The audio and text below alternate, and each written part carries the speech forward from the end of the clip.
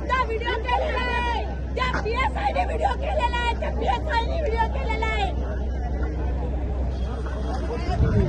अरे इतका अमानुषपणे मारलं त्या पोरी काय सांगितलं तुझं ऐका नाही। अरे मग प्रशासन करतात। खुलताबाद पोलीस ठाणे हद्दीतील वेरूळ येथे काल वाळूमाप्यांच्या 2 गटामध्ये तुंबळ हाणामारी झाली आणि या हाणामारीमध्ये त्या 2 गटामध्ये वाद चालू होता।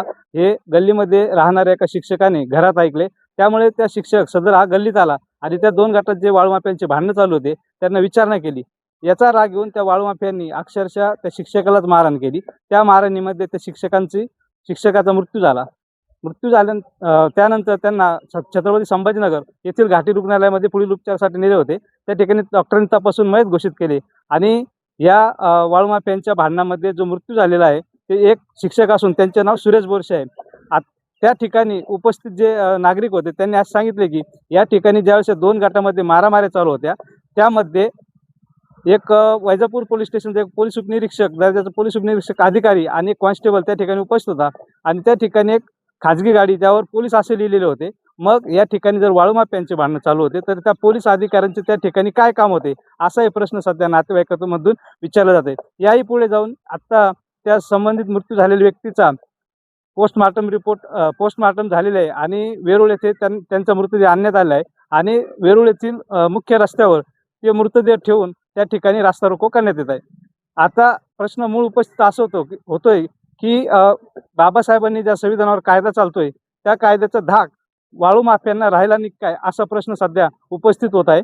कारण वैजापूर तालुक्यातीलच विरगाव पोलीस ठाणे हद्दीतील एका गावामध्ये वाळूमाफ्यामध्ये काही दिवसापूर्वी गोळीबार झाला होता आणि त्या ठिकाणी असा वाद झाला होता। त्यानंतर अवघ्या काही दिवसातच वेरूळ येथे शिक्षकाचा वाळूमाफ्यांच्या भांडणामध्ये खून झाला आहे असं प्रकरण समोर येत आहे। मात्र ज्यावेळेस पोस्टमार्टम रिपोर्ट येईल त्यानंतर आपल्याला त्या मृत्यूचे नेमके कारण कळणार आहे। गुलाबाग छत्रपती संभाजीनगर। आमचे शालक सुरेश रूपचंद बोरसे जिल्हा परिषद शिक्षक हे रात्री गल्लीमध्ये गोंधळ सुरू होता। त्या गोंधळ सुरू असतानाच्या जागेवर ते गेले तेव्हा त्यांनी विचारलं काय चाललं म्हणून।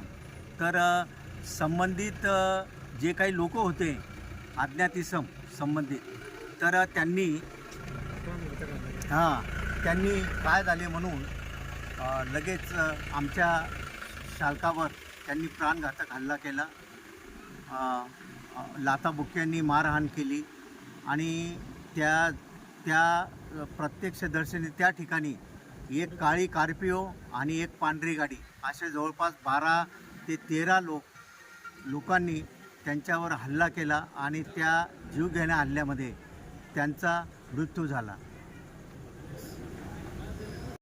पण त्या नालायकांनी काहीच केलं नाही। ते म्हणे व्हिडिओ काढायचा काढ, तुझ्या कोणाला द्यायचा दे म्हणे, रस्ता द्या म्हणे, तरी सुद्धा व्हिडिओ केलेला आहे। त्या माणसाने सुद्धा व्हिडिओ केलेला आहे, त्या पीएसआयने व्हिडिओ केलेला आहे, त्या पीएसआयने व्हिडिओ केलेला आहे।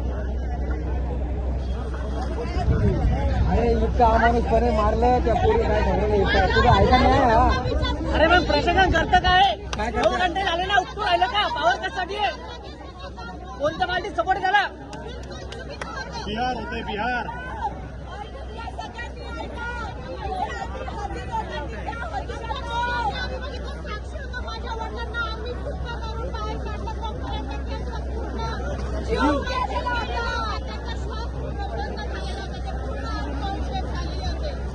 पोलीस प्रशासनाने पोलिसांमध्ये जे आगीला डाग लावणारे राक्षस आहे त्यांना अटक करा आणि तिची जी इज्जत आहे ती कायम ठेवा।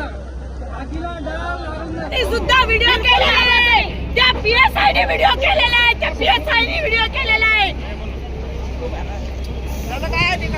अरे इतका अमानुषपणे मारलं त्या पोरी काय सांगितलं तुझं ऐका नाही। अरे मग प्रशासन करतं काय? 2 घंटे झाले ना, उत्तर राहिलं का? पावर कशासाठी आहे?